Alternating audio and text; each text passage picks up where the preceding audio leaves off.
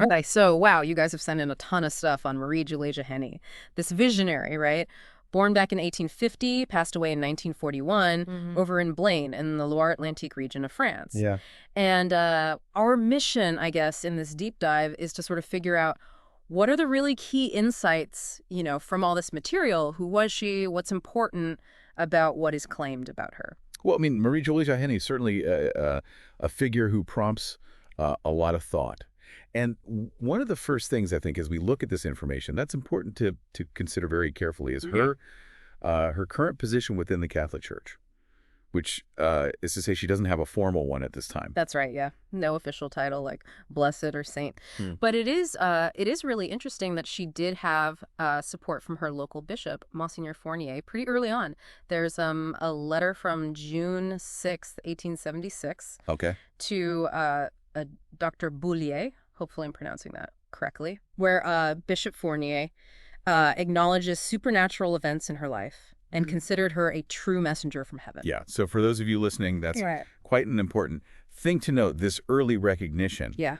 really does provide a significant foundation. Okay. Monsignor Fournier's support during his time was crucial. He witnessed her periods of ecstasy and was clearly impressed by the messages she shared. And this early endorsement definitely adds weight to her later claims Yeah. for those who were aware of it then and who continue to consider her life today. Now, this leads us to like a really critical aspect, the whole thing about, are her prophecies credible? And the material you guys have sent in states very clearly that every single prophecy that she made came to pass. Wow. So that's quite a statement. That is a huge statement. And we're talking about apparently over 120,000 pages of prophecies, messages, all sorts of communication recorded by, biographer, recorders, secretaries during her ecstatic states, right? And this whole effort to document everything was initially directed by Monsignor Fournier. So you can see the scale of what we're looking at here. Yeah. I mean, it's the sheer volume of documented material is indeed remarkable. And it certainly suggests the intensity and duration of her mystical experiences, the fact that these were meticulously recorded, starting under the guidance of a bishop who believed in her. It gives us a substantial archive to examine, right? Yeah. When we think about the claims of fulfilled prophecies. It wasn't always straightforward, though, was it? I mean, his successor, Monsignor Lecoq, was. It seems less supportive. He even stopped her from receiving Holy Communion. And then something very extraordinary happens. Her communion is miraculously restored, apparently by Jesus Christ himself, with witnesses present. Wow. And later, Pope Leo III himself intervened and firmly ordered Monsignor Lecoq to, reverse his position and restore her rights. Okay, so this is a really interesting point for you to note, that even with individuals considered to have, profound spiritual experiences, there can be periods of questioning and opposition. Yeah. And that's actually a very insightful observation, because throughout history, many mystics have faced periods of intense scrutiny and even opposition within the church. This is often seen as a way of testing the authenticity of their experiences, reflecting the church's proper caution in these matters. Okay. But the direct intervention of Pope Leo III in Marie Julie's case certainly underscores the significance that her situation held for the wider church at that time. Okay, so let's get into some specific examples of these fulfilled prophecies. Yeah. I think these concrete instances really help to build an understanding, don't they? They do. First one, the explosion of the volcano on the island of Martinique. Oh. Montaigne-Pelé. Montaigne-Pelé, yeah. Yeah, the source material makes a point of the correct pronunciation. Apparently she predicted the exact day, month, year of this devastating event, which was in 1902. So for you listening, I mean, that's pretty remarkable, predicting something like that with such precision. Yeah. The eruption of Montaigne-Pelé in 1902 was a horrific disaster. And the claim that Marie Julie Jahenny accurately foretold its timing is significant. To predict a natural event of that magnitude with such accuracy would certainly suggest something beyond, normal human ability. Okay, next one we have the death of Melanie Calvect, Okay. who was one of the visionaries of La Salette. Again, the prophecy reportedly included the specific day, month, year. and even location of her death in 1904. So Melanie Calvat was, of course, a very well-known figure. That's right. For her own reasons, precisely so. If Marie Julie accurately predicted the details surrounding her death, that would further support the claims of her prophetic gift. Okay, and then there's the death of the Count of Chambord in 1883. Day, month, year, and location all supposedly foretold. Wow. And the Count of Chambord was a significant figure in French royalist circles. So for those of you following 19th century French history, the Count of Chambord was a key figure. Predicting the specifics of his death would have been notable for those following the political situation at the time. Okay, now moving on to a major historical event. Franco-Prussian War, 1870 to 1871. Apparently, Marie Julie predicted this war before it even began, the humiliating French defeat and then the subsequent loss of Alsace and Lorraine. That's a big one. Yeah, this one seems particularly impactful, for understanding her potential foresight. Absolutely. The Franco-Prussian War was a pivotal moment in European history. To predict its outbreak, the French defeat, the territorial losses, beforehand, I mean, that would have been extraordinary. These were major political and military developments. And then following that war, she also prophesied the fall of the emperor, Napoleon III, stating that he would not return to power and would go into exile out of shame. And that's what happened. That aligns with what actually happened, The fall of Napoleon III and his subsequent exile were direct outcomes of the Franco-Prussian War. So Marie Julie's prediction of this outcome adds another layer to the alleged accuracy of her prophecies from that period. Okay, then we get into the 20th century, World War I, which began in 1914. She recordedly predicted it before it occurred, the eventual victory of France and the Allies, and the recovery of Alsace and Lorraine. So again, I mean, these are massive global events. World War I was an unprecedented global conflict. Predicting its occurrence and the eventual outcome for France, including the return of Alsace and Lorraine, would have been remarkable, especially considering the complex international situation leading up to the war. Okay, now this next one is quite specific and kind of interesting. Around 1937 to 1938, the Virgin Mary supposedly instructed through Marie Julie to hide all writings about her apparitions and messages. And the reason given was the impending return of the Germans during World War II, who were known to have an interest in such matters. And this was apparently carried out by the Marquis de la Fonquerie. So this level of specific detail, that later proved relevant, is really striking the foresight to hide these documents. In anticipation of the German occupation and their potential interest in them is a very compelling detail. It suggests a very specific and accurate understanding of future events and the actions of those involved. So connecting to World War II further, she also predicted that France would be on the side of the Allies and among the victors. Okay. And this aligns, with the role of figures like de Gaulle, France's later status as a nuclear power, with a permanent seat on the UN Security Council. So that's right. France's eventual role as a major allied power. And its post-war standing were indeed significant developments. And so linking these outcomes back to Marie Julie's earlier prophecies adds to the overall picture of her predictive abilities in the eyes of her followers. Okay, and then last one as far as past events go, Algerian War, which concluded in 1962. She is said to have predicted that France would lose its colonies. And the sources even mention, de Gaulle's aim to end the war without humiliation, but still acknowledging the bitterness that resulted.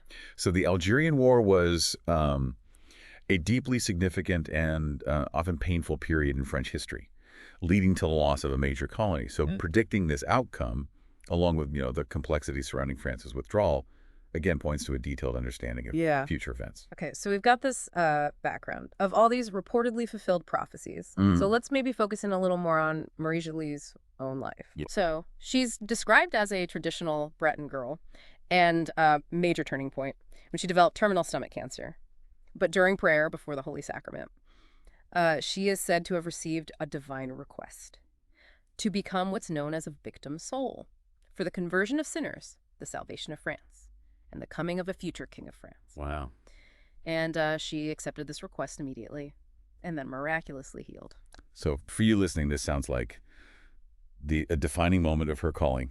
So this experience of severe illness followed by perceived divine request and a miraculous healing. There's a recurring theme in the lives of many mystics. And just so you understand, the theological concept of a victim soul refers to someone who believes that they are called to suffer voluntarily for the sake of others, often in union with the sufferings of Christ.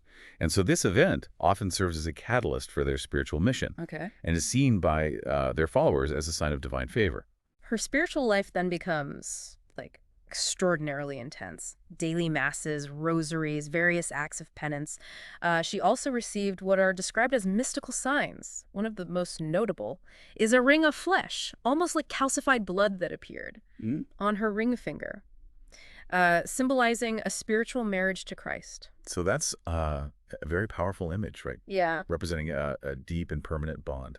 Okay, she also experienced inscriptions appearing on her chest, such as the word rook, and she would sometimes emanate these sublime odors of roses and tulips. So these kinds of sensory experiences must have been quite profound for those who were around her. The mystical signs associated with Marie Julie are quite remarkable. The ring of flesh, if accurately described, would be a very unique and persistent physical manifestation of her spiritual union with Christ, echoing the symbolism of traditional marriage vows. And these types of phenomena, like the visible signs and unusual fragrances, are often reported in the lives of saints and mystics. That's right. And they're sometimes interpreted as, further indications of divine presence and favor. Right. But the church often approaches these claims with caution.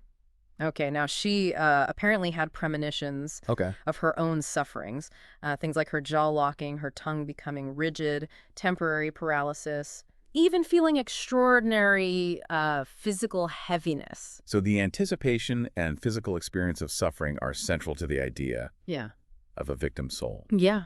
And so these premonitions and subsequent physical manifestations would have been incredibly challenging for her. And serves as a tangible connection to the suffering she offered on behalf of others. And then there are the stigmata. She reportedly received all the wounds of Christ, so hands, feet, side, head, back, legs, arms, and relived the Passion every Friday, bleeding profusely, only to return to normal the next day. That's remarkable. The material even mentions that. Theologians consider her the greatest stigmatist in the history of the church. It is a remarkable claim. And the extent of its stigmata attributed to Marie Julie, encompassing so many of the traditional wounds of Christ and recurring so intensely and regularly. It's exceptional in the history of Christian mysticism. Yeah, for you listening, the church does approach these claims with caution. But this is considered quite extraordinary. Yeah. Now, connecting back to a significant event in French Catholic history, her suffering is seen as a response to the lament of Our Lady of La Salette back in 1846, where it was said that no souls in France were offering themselves for the salvation of others. And Marie Julie, born just 4 years later, is presented as the answer to this plea. So the timing of Marie Julie's birth relative to the La Salette apparition and the shared theme of offering oneself for the salvation of others does create a compelling narrative connection that suggests a potential divine response to the concerns expressed at La Salette, and it positions Marie Julie as a significant figure in that context. Okay, now, of course, with such intense devotion, spiritual warfare, it seems, was a significant aspect of her life. She experienced intense battles with the devil, whom she referred to as Kick. Initially, he appeared in monstrous forms, causing her fear, but the Virgin Mary later reassured her that the devil is like a chained dog who can only bark. Right. So the experience of spiritual combat is a recurring theme in the lives of many saints and mystics. And the devil is often depicted as attempting to thwart their work and to lead them astray. So the analogy of the chained dog provides a sense of reassurance about the ultimate limits of demonic power in the face of divine grace. Now, the devil's attempts to deceive her were quite elaborate, even taking the form of a handsome man, offering her worldly pleasures like marriage, children, even appearing as the Virgin Mary herself. But she had ways of testing these apparitions, like using holy water, which would cause the false figures to disappear. Right. She also noticed imperfections in these false holy figures. So her ability to distinguish between true and false spiritual manifestations, even when the deceptions were so convincing, speaks to a deep spiritual sensitivity and the gift of discernment. So the use of holy water as a test and the observation of subtle imperfections highlight the methods by which she sought to avoid being misled. There were also physical attacks described, exchanged veils, leaving scratches, blows, and bites, objects moving in her room, even loss of consciousness. Right. But remarkably, she would often experience immediate healing through the use of holy water. So these physical What manifestations bears this? of spiritual conflict, as you describe them, are certainly dramatic. Yeah. And the immediate relief. Yeah. And healing through the use of holy water underscore the perceived power of these Yeah. sacred signs in such situations. Yeah, for you listening, sacramentals like holy water are sacred signs instituted by the church that help us in our spiritual lives. Okay, so she did, despite some initial questioning, receive significant support from within the church. Monsignor Fournier, as we've talked about, witnessed her ecstasies and even assigned a doctor to observe her physical condition. Later, the Marquis de la Franquerie was, according to these sources, assigned by heaven as her biographer and the keeper of her records, and the local priest, Reverend Father David, also visited her and administered communion. So the support from figures like Monsignor Fournier, the dedication of the Marquis de la Franquerie in documenting her life and messages, the pastoral care of Reverend Father David, all point to a recognition of the importance of Marie Julie's experiences by those in positions of authority within the church at the time. Okay, now, this is a truly extraordinary event that is recounted. The miracle of the bleeding painting. Apparently, Reverend Father David and Marie Julie's sister witnessed a painting of the crucifixion, bleeding, and Marie Julie then consumed the blood from her crucifix, stating that it should not be lost. Yeah. This is a very deeply significant and somewhat startling event. Yeah. The bleeding of a religious image and subsequent action of consuming what was believed to be the blood of Christ are highly unusual occurrences that would certainly be interpreted as miraculous by those who witnessed them. And this event is then linked to the Catholic doctrine of the real presence of Christ in the Eucharist. Yep. For you who may be less familiar, the real presence is the belief that in the Eucharist, the consecrated bread and wine truly become the body and blood of Jesus Christ. So the connection drawn to the real presence in the Eucharist is a natural one. The belief in the actual presence of Christ's body and blood in the consecrated host gives profound meaning to an event, like the bleeding painting and Marie Julie's reverence for it. Okay, so beyond these quite dramatic occurrences, Marie Julie also possessed the ability to discern blessed objects, even when in a state of ecstasy, she could reportedly tell if a sacramental had been properly blessed. Additionally, she understood and responded to languages that she had never learned, like Latin, German, Italian, and English. So these are often cited as examples of charisms associated with mystics, the ability to discern the spiritual nature of objects, and understand languages one has never studied. Are phenomena that go beyond natural explanation and are often seen as signs of divine favor. Okay, now let's turn to the prophecies of the future, focusing on France and the world. Okay. And this is where the material gets particularly detailed and, for some, perhaps raises more questions. First major prediction, mass immigration. Okay. The source states that France will increasingly welcome mass immigration, primarily from Muslim countries and sub-Saharan Africa. Yeah. And that these immigrants, mainly Muslim, will struggle to adapt to French customs, culture, and laws, instead attempting to impose their own ways, leading to a point where France becomes predominantly Muslim. Right. It even mentions current surveys. That suggests this shift in religious demographics. So to predict such a significant demographic shift at a time when France was a dominant colonial power with comparatively small Muslim population globally would seem highly improbable. It's interesting because these prophecies were reportedly given in the late 1800s when, global Muslim population was much smaller relative to today, and France was a major colonial power. The prophecy suggests a dramatic reversal of existing trends. Yeah, okay. Following this, there's a prediction of political alliances and then anarchy. Okay. So an alliance will allegedly form in France between anarchist left-wing parties and a pro-Muslim faction, and they will temporarily seize power. The party will be anarchic in nature, disregarding French laws, releasing prisoners, causing widespread revolts, and demonstrations, especially in Paris, ultimately forcing the government to leave the Élysée Palace and leading to total anarchy,